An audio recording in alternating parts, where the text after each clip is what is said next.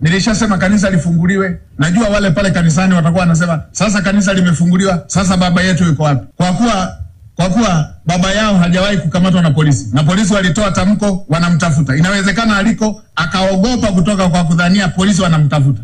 Naelekeza Mheshimiwa Rais alisamehe vijana ambao walionekana wamepita kwenye mkumbo bila kujua kinachofanyika.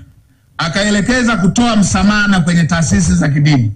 Msamaha uliotolewa, nitamke leo, IGP pamoja na jeshi la polisi, ile mliokuwa sema mnamtafuta Askofu Gwajima, iacheni, mwacheni aendelee na ibada zake. Mwacheni ajitokeze, tujenge umoja wa kitaifa. Tushikamane kurudisha umoja wa kitaifa. Tumeongea na wenzetu wa TEC. Tulikutana kindugu, kirafiki, tukaongea. Tumekutana na wengine na wao wanaendelea. Tumekubaliana. Na hapa nitumie jukwaa hili kuwaomba viongozi wote wa kidini, viongozi wote wa dini mbalimbali, viongozi wote wa mila, viongozi wote wa makundi mbalimbali. Twendeni sote kwenye jambo hili. Sote, wala tusifanye kwa uficho.